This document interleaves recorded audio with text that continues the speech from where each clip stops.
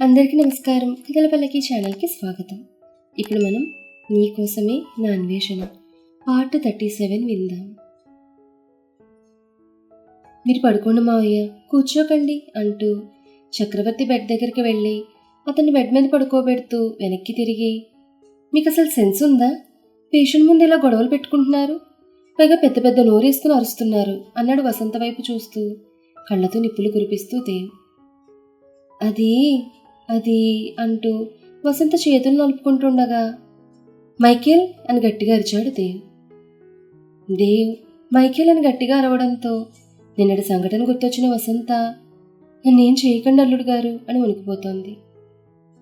ఇంతలో చేతిలో కవస్ పట్టుకుని గదిలోకి వచ్చాడు మైకేల్ దేవు పిలుపుకి. మైకేల్ చేతిలో ఉన్న బ్యాగ్స్ నుండి 2 బ్యాగ్స్ తీసుకుని వణికిపోతున్న వసంత చేతుల్లో ఉంచాడు దేవ్. వాటి వైపు చూస్తూ, ఏంటల్లుడు గారు ఇవి అని అడిగింది.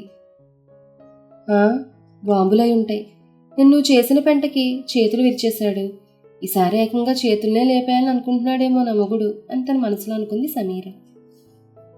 ఓపెన్ అండ్ సీట్ అని చిరాగ్గా అంటూ మరో మాటకి తావివ్వకుండా మరో 2 బ్యాగ్స్ తీసుకుని పక్కకి తిరిగి వాటిని గిరి చేతుల్లో పెడుతూ, రేపు ఈవినింగ్ మా ఫామ్ హౌస్లో రిసెప్షన్ ఉంది, మీరు ఆంటీ తప్పకుండా రావాలన్నాడు దేవ్.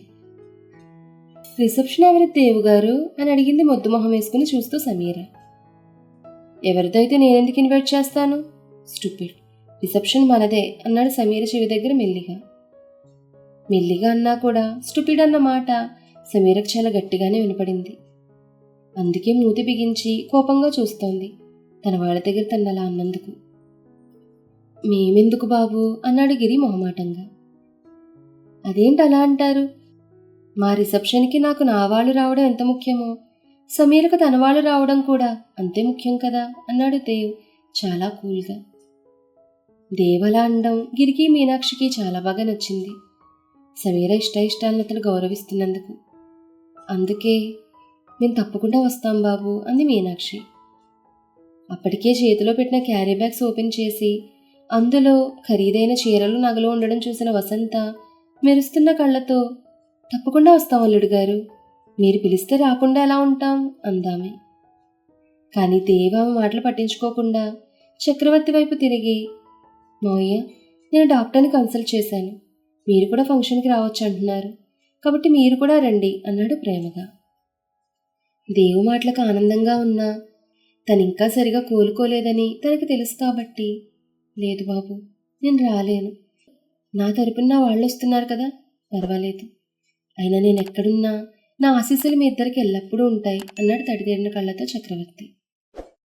సరే మావయ్య, మీ ఇష్టం అని చెప్పి ఇక వెళ్దామా అన్నాడు సమీర్ వైపు కోపంగా చూస్తూ. అంతవరకు అందరితో నవ్వుతూ చక్కగా మాట్లాడిన దేవ్ తనతో మాత్రం కోపంగా మాట్లాడుతుంటే వీడు మంచోడని ఫిక్స్ అయిన 2 నిమిషాలకే రాక్షసుడని తేలిపోతుంది. అయినా అందరితో నెత్తిమీద చల్లకుండా పెట్టుకున్నట్టు మాట్లాడి నాతో మాత్రం నెత్తిమీద నిప్పులకుండా పెట్టుకున్నట్లు కోపంగా మాట్లాడతాడే అని తన మనసులోనే దేవుని తిట్టుకుంటోంది సమీర. తిట్టుకుంది చాలు కానీ పద వెళ్దాం అంటూ సమీర చేతిని పట్టుకుని ముందుకు లాగుతూ, వెళ్ళొస్తాం అందరికీ చెప్పి ఆ గది నుంచి బయటకు వెళ్తూ ఆగి వెనక్కి తిరిగి, చూడండి అన్నాడు దేవ్. ఎవరిని పిలిచాడో అర్థం కాక అందరూ అతని వైపు చూస్తూ ఉంటే, ఈసారికి మీరు చేసిన తప్పును క్షమించి వదిలేశాను, ఇంకోసారి నా భార్య మీద నోరు పారేసుకుంటే మాత్రం ఆ నోరు లేకుండా చేస్తాను జాగ్రత్త అని వసంతకి వార్నింగ్ ఇచ్చి తన వైపే ఆశ్చర్యంగా చూస్తున్న సమీర చేయి పుచ్చుకుని ఆల్మోస్ట్ లాక్కుని వెళ్ళినట్టే వెళ్ళి కారులో కుదేశాడు. అలా కారులో ఫోర్స్గా పడేసరికి కాలు బెణికి, అబ్బా, కాస్త మెల్లిగా అంది కాలు నిమురుకుంటూ సమీర.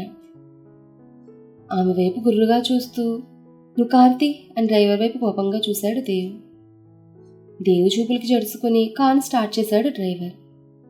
అప్పటికే బన్నీ దేవుళ్ళో నిద్రపోయాడు. కాలు బాగా వెనకడంతో నొప్పి తట్టుకోలేక కాలు నిమురుకుంటూ, వీడికి నా వాళ్ళందరూ కావాలి, నేను తప్ప, ఏమైనా అంటే బన్నీ పేరు చెప్తాడు, అంతేకాని నా కోసం చేశానని మాత్రం చెప్పడు, అయినా నేనేం చేశానని నాతో ఇలా వైల్డ్గా బిహేవ్ చేస్తున్నాడు. అంత చేసిన వసంతను కూడా క్షమించేశాడు, కానీ నన్ను మాత్రం హత్య కేసు నుంచి తప్పించుకొచ్చిన నేరస్తురాల్లా చూస్తాడు. ఏంటో వీడి వాలకం అనుకుంటుండగా ఇల్లు రావడంతో నెమ్మదిగా కారు దిగి కాలు నొప్పిగా ఉండడంతో నెమ్మదిగా లోనికి నడుస్తుంటే ఒక్కసారిగా తన బరువంతా ఎవరో మోస్తున్నట్టు అనిపించి తను తాను చూసుకుంది సమీర. దేవ్ ఆమెను తన ల్యాపీలో కూర్చోబెట్టుకుని వీల్ చైర్తో సహా లిఫ్ట్లోకి ఎక్కుతుండడం చూసి, నేను నేల మీద కదా ఉన్నాను, వీడి ఒళ్ళోకి ఎప్పుడొచ్చాను అనుకుంటూ 2 నిమిషాల ముందుకు రీల్ వేసుకుంది. తను కారులో నుండి కిందకి దిగి నొప్పిగా ఉండడం వల్ల వెనుకొస్తున్న వారిని పట్టించుకోకుండా కుంటుకుంటూ ముందుకు నడుస్తూ ఉంది.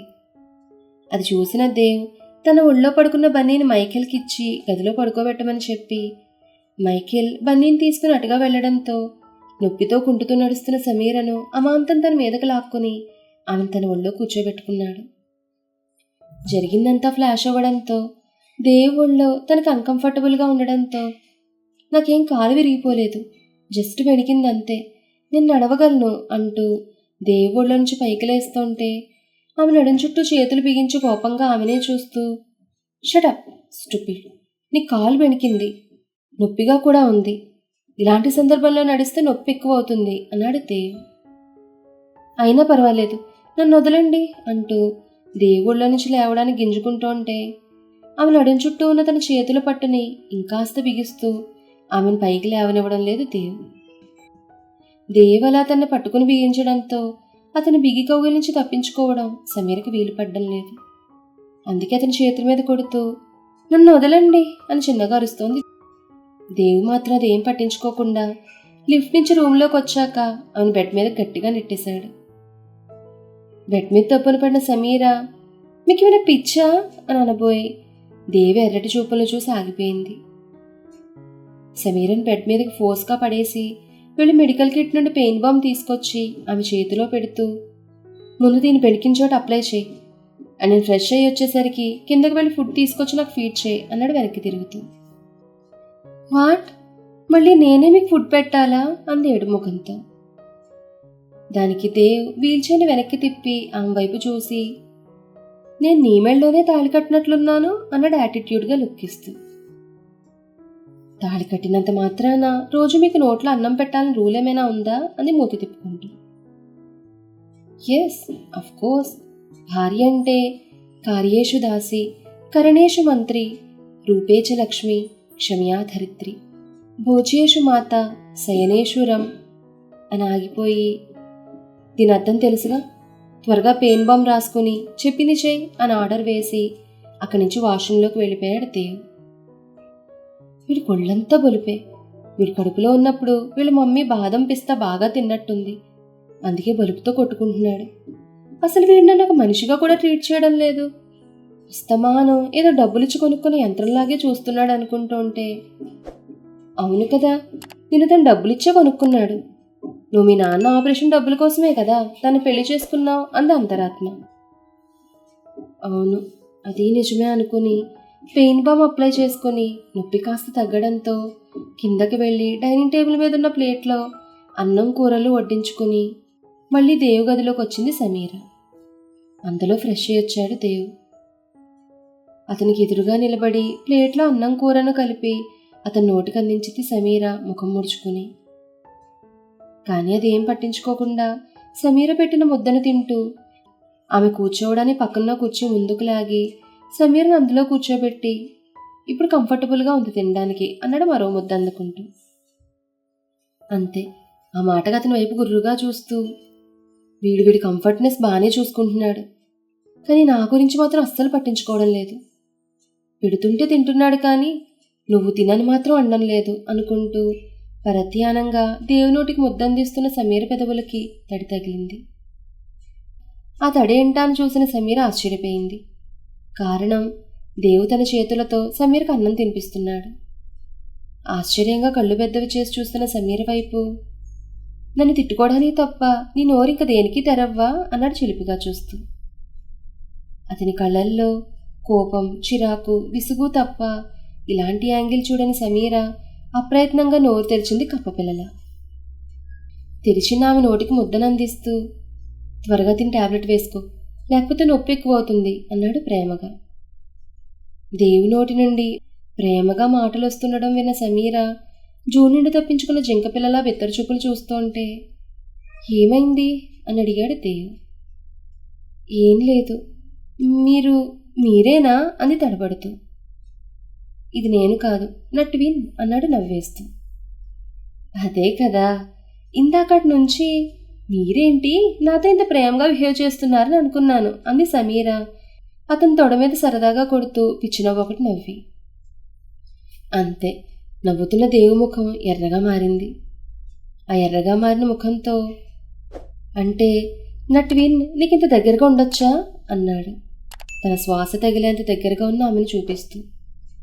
అతని ముఖంతో పాటు కళ్ళు కూడా ఎర్రగా మారుతుంటే వాటి వైపే చూస్తూ, అది అది నేను అంటూ తడబడుతుంటే చేతిలో ఉన్న ప్లేట్ పక్కన పెట్టి ఆమె చెయ్యి పట్టుకుని మీదకు లాక్కుని ఆమె మెడలో ఉన్న తాళిబొట్టును చూపిస్తూ, నేను మాత్రమే నీకు దగ్గరగా ఉండాలి, నా శ్వాస మాత్రమే నిన్ను చేరాలి, నా నీడ నిన్ను తాకాలన్నా నా పర్మిషన్ తీసుకోవాలి, గాట్ ఇట్ స్టూపిడ్ అన్నాడు లోగొంతుకుతూ.